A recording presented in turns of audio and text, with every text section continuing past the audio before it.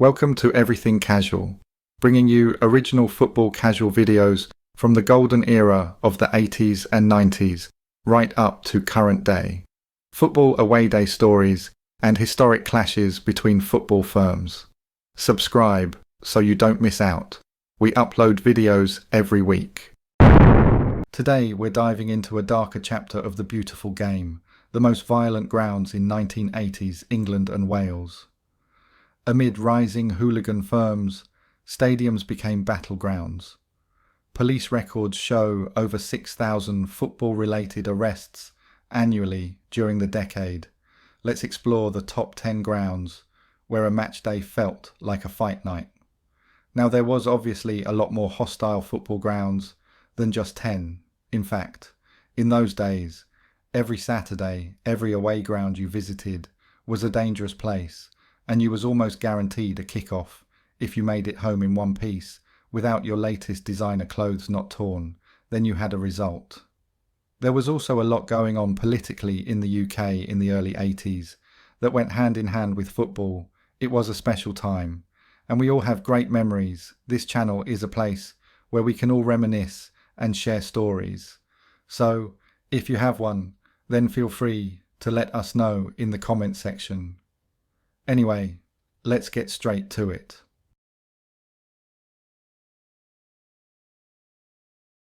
Number 10. Portsmouth, Fratton Park. Portsmouth's football hooligan crew were established in the year 1979.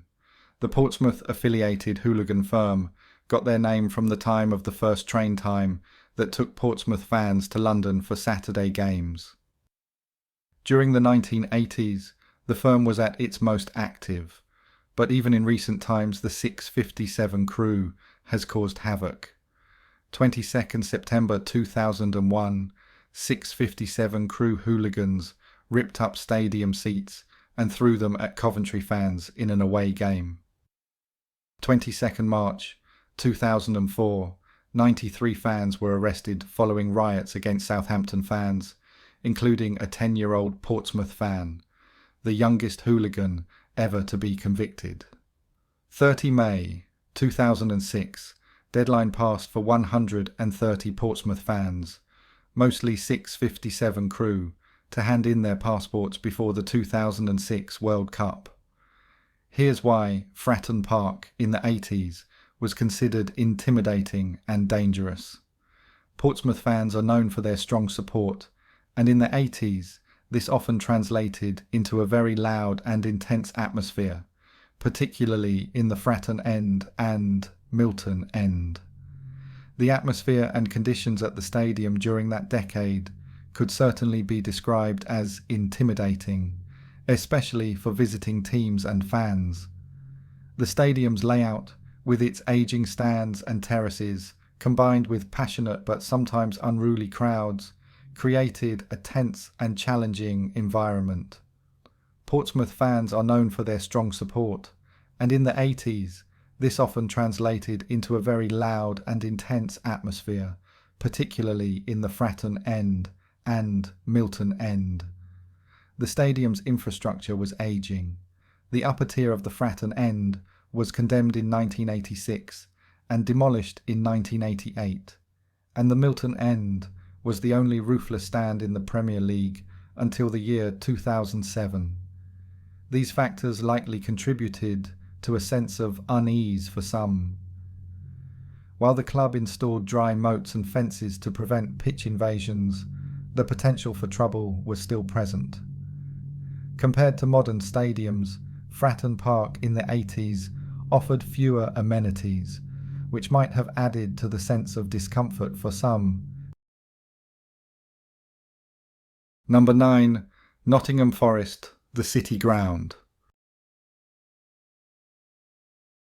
Nottingham Forest's City Ground was considered intimidating in the 1980s due to a combination of factors, including the team's success under Brian Clough, the atmosphere generated by passionate fans, and the stadium's layout. The club's European Cup triumphs and strong league performances created a sense of dominance, while the passionate home support amplified the pressure on visiting teams. The City Ground was renowned for its fervent atmosphere, particularly during big matches. The passionate home support created a wall of noise that could unnerve visiting teams, making it a challenging place to play.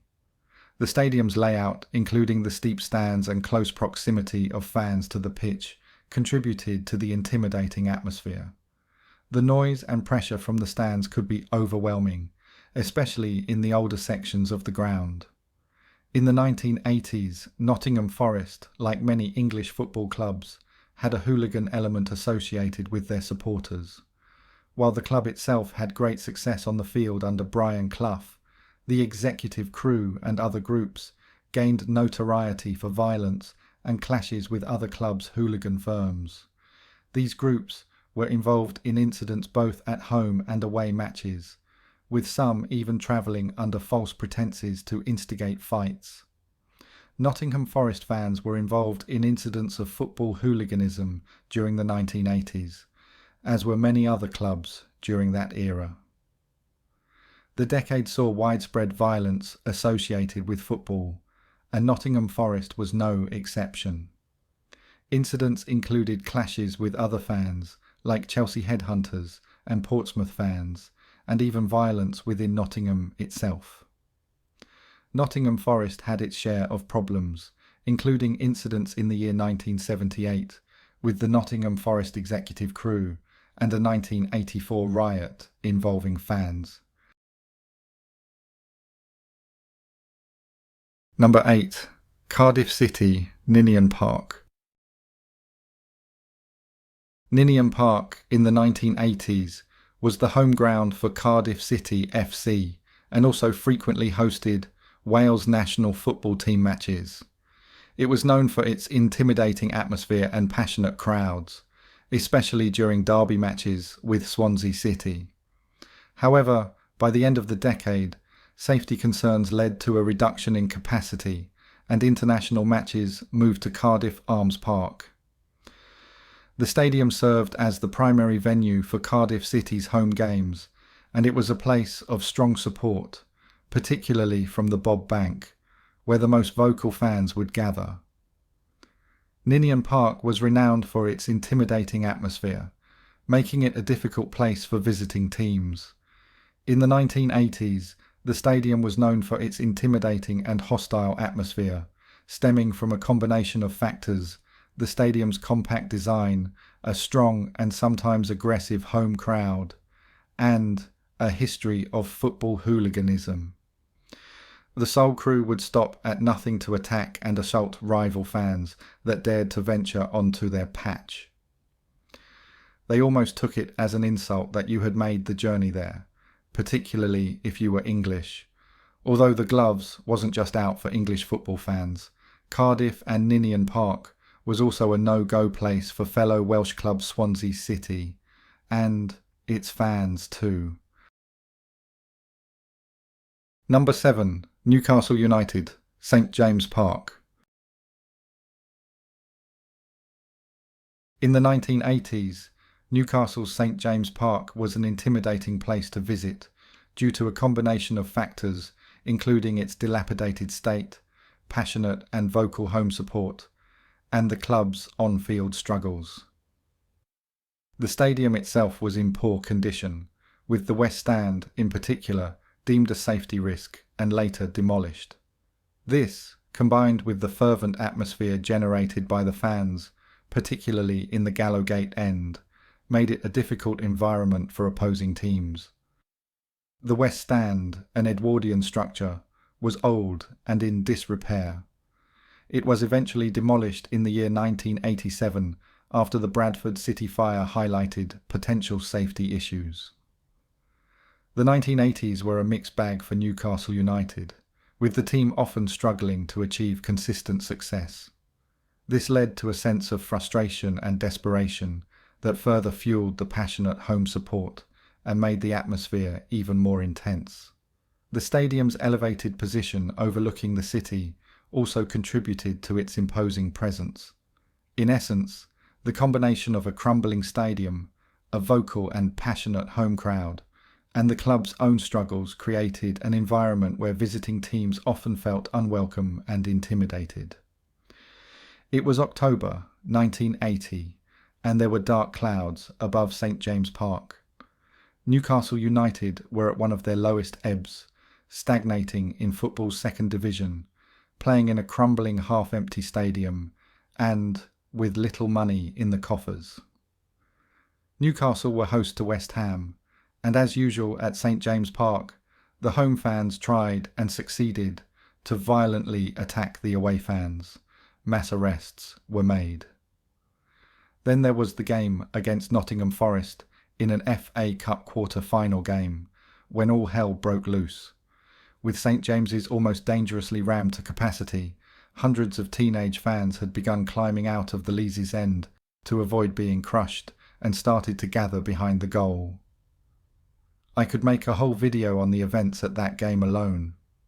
It kicked off in Newcastle almost every Saturday in the 80s, and there are so many incidents and stories that could be listed here, but you get the idea, so we will move on. Number 6. Birmingham St Andrews. St Andrews in the 1980s was intimidating due to a combination of factors: dilapidated facilities, a strong hooligan element, and a general atmosphere of tension and violence at football grounds during that era. The stadium itself was outdated and poorly maintained, with incidents like a wall collapsing during a riot and killing a young boy. The hooliganism culture, combined with a lack of proper segregation and policing, created an environment where violence was commonplace both inside and outside the stadium. The 1980s saw a rise in football hooliganism, and St Andrews was not immune to this. There were frequent clashes between rival fans, both inside the stadium and in the surrounding streets. The overall atmosphere at St Andrews in the 80s was one of intimidation. The sight of fighting, the sound of police batons, and the general sense of chaos created an environment where many fans, particularly families, felt unsafe. The match against Leeds United in the 1980s, where a young boy was killed, is a stark example of the dangers associated with attending St Andrews at the time. Other incidents, such as a pitched battle with West Ham fans during an FA Cup tie, further solidified the stadium's reputation for violence. This is what one ex-police officer had to say about Birmingham FC in the 80s. It was football's blackest day, an orgy of sickening violence that left one schoolboy dead and 545 people treated for injuries, 145 of them police officers. Such was the scale of the trouble surrounding Birmingham City's May 11, 1985 fixture with Leeds United. Mr. Justice Popplewell described it as more like the Battle of Agincourt. It occurred during the height of the cancer of football hooliganism, but what unfolded that day eclipsed anything that had gone before. More than 120 arrests were made before, during and after the match, and trouble spilled into the city centre. Cars were smashed, seats inside the ground torn up, and bottles hurled at police officers. Tensions between rival supporters had been simmering long before the crunch fixture, the final match of the season. If Blues won, they went top of the old Division 2, and rumours swirled that Leeds hooligans intended to prevent that happening by sabotaging the game. Police expected trouble.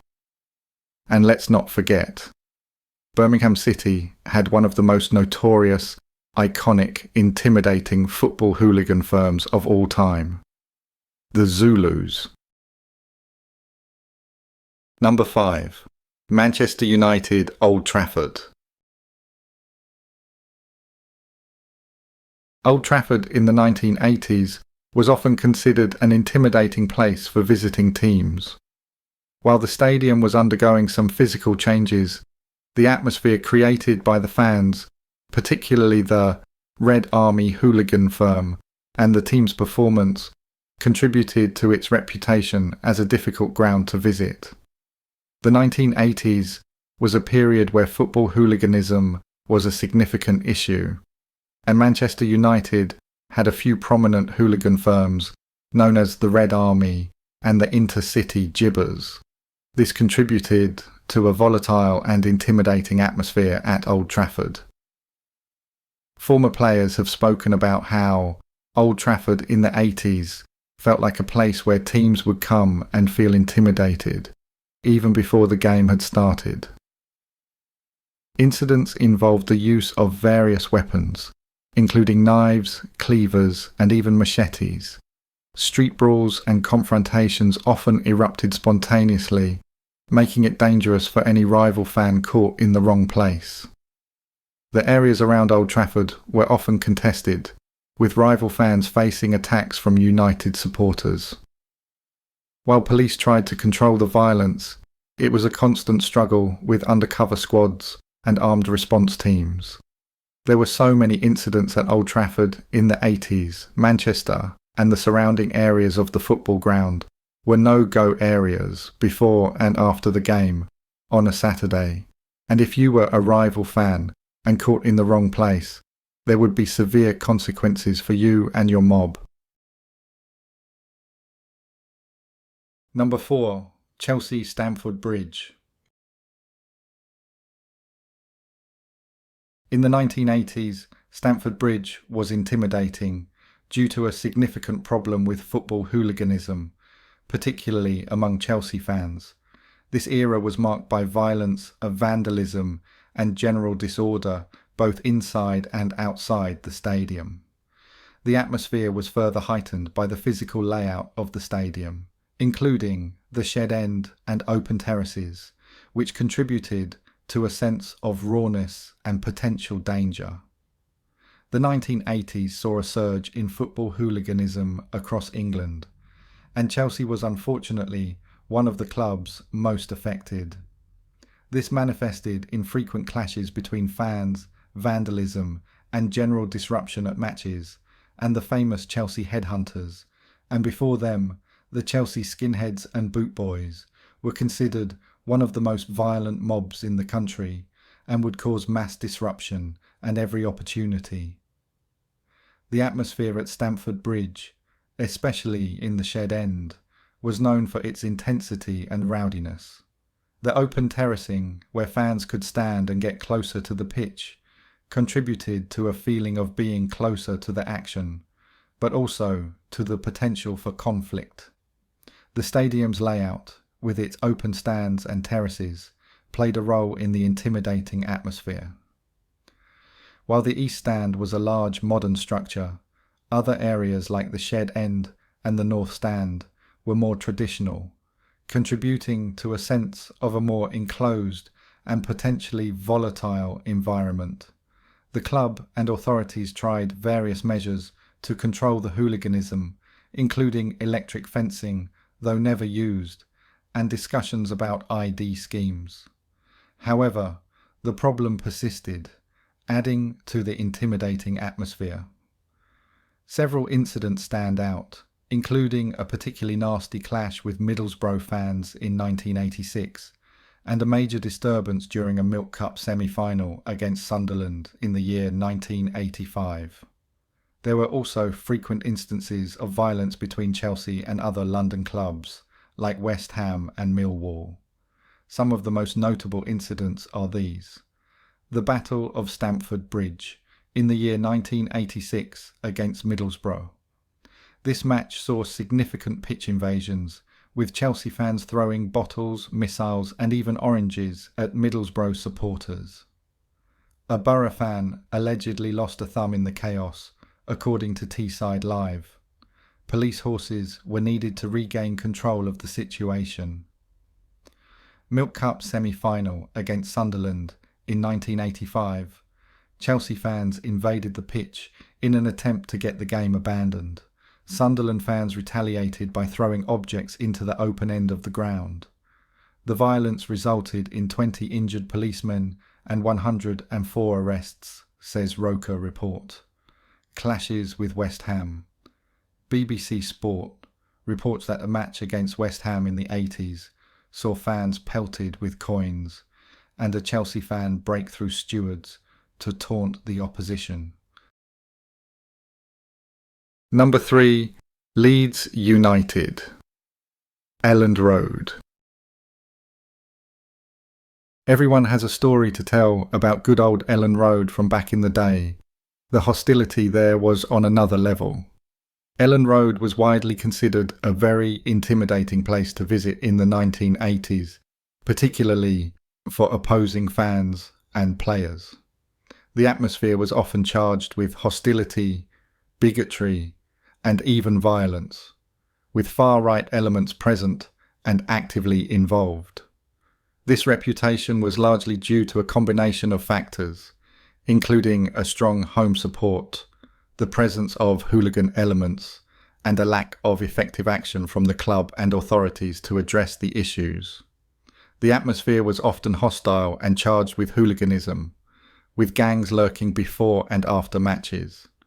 This reputation was partly due to the club's hooligan problem during that period, which made some away fans hesitant to travel there. The atmosphere at Elland Road in the 80s was known for being particularly intimidating, with a strong undercurrent of hooliganism. Former Manchester United manager Alex Ferguson said that Elland Road was the most intimidating venue in Europe. Notable incidents included a serious riot in 1988 against Chelsea, where missiles were thrown at police and property, and damage was inflicted on cars and buildings. There was also a significant riot against Birmingham City in 1985, which resulted in injuries to 96 police officers and damage to property, including a collapsing wall that injured a young Leeds fan. Number 2. West Ham, Upton Park. West Ham's Upton Park ground was known for its intimidating atmosphere in the 1980s, particularly for visiting teams. The inter-city firm Hooligan Group was associated with the stadium, contributing to a hostile environment. This, combined with the passionate and often vocal West Ham support, made it a difficult place for opposing teams to play. West Ham fans were known for their fervent support, which could be quite intense, especially at home. The infamous West Ham hooligan firm, the Inter-City firm, was active during this period and contributed to the aggressive atmosphere both inside and outside the stadium. The combination of passionate fans and the presence of hooligan elements created a hostile and intimidating atmosphere for visiting teams. The stadium was an intimidating place to visit in the 1980s, due to the ferocious atmosphere created by the home fans, the presence of the inter-city firm ICF, and the close proximity of the stands to the pitch. The walk from Upton Park tube station to the away section was often a gauntlet of potential trouble, with missiles frequently thrown at opposing fans. West Ham's ICF was one of England's most feared hooligan firms, and their presence at matches, both home and away, added to the sense of menace and potential for violence. The Chicken Run. The east stand at Upton Park was known as the Chicken Run, due to its low height and the wire fence separating the fans from the pitch. This proximity to the action further intensified the atmosphere and made the stadium feel even more enclosed and intimidating. The walk from the tube station to the away section was a common area for confrontations, with missiles like bricks and bottles frequently thrown at opposing fans. This created a sense of danger and unease for anyone not associated with West Ham. West Ham fans developed a unique culture around the ground, including coded announcements like "Mr. Moon has left the stadium," to communicate messages without being explicit. This added to the sense of a distinct and potentially insular atmosphere. Number 1. Millwall The Den. Millwall was widely considered a very intimidating place to visit during the 1980s. The old Den Stadium, in particular, was known for its fierce atmosphere and the reputation of the Millwall firm, the Bushwhackers, which contributed to a sense of unease for visiting fans. The stadium itself was a significant factor. Its compact size and close proximity to the pitch created an intense atmosphere, amplified by the passionate and often rowdy support. The club's association with football hooliganism, particularly the Millwall Bushwhackers, was well established. This firm was known for its aggressive behaviour and intimidation tactics, making away days a daunting prospect for rival fans. Numerous accounts from fans who attended matches at the Old Den during the 80s described the experience as intimidating and even frightening, with many citing the atmosphere and the behaviour of Millwall supporters as key reasons. The club's reputation for violence and hooliganism was widespread, making it one of the most feared away days in English football during that era. A cramped, poorly lit atmosphere, a volatile crowd with a reputation for violence, and strategic positioning of the away end. These elements combined to create a genuinely frightening experience for visiting supporters. The away end was often tucked away in a corner, with limited and obstructed views due to a large concrete base and floodlight pylons. The inadequate floodlights, coupled with the cramped space, created a dark and foreboding atmosphere. Millwall had a well-earned reputation for violence, with hooligan firms like the F Troop and the Bushwhackers causing trouble both inside and outside the ground.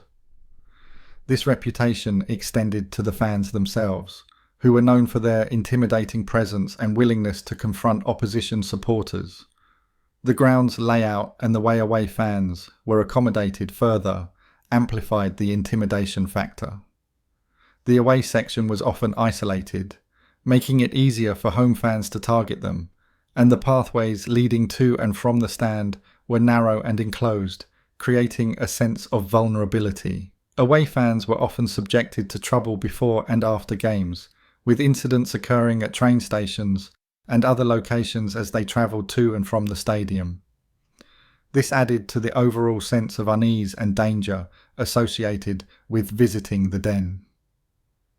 This is what one rival football fan had to say: "I think the Old Den and the New Den are very intimidating grounds to get in and out of, as they're full of high-rise flats and little industrial units with lots of hiding places." Thank you for taking the time to watch this video. If you subscribe, you will be notified when we release a new video. It could be your firm we make a video about next, so don't miss out and hit the subscribe button. You can find me on Facebook or email me if you have a good story to tell. See you next time.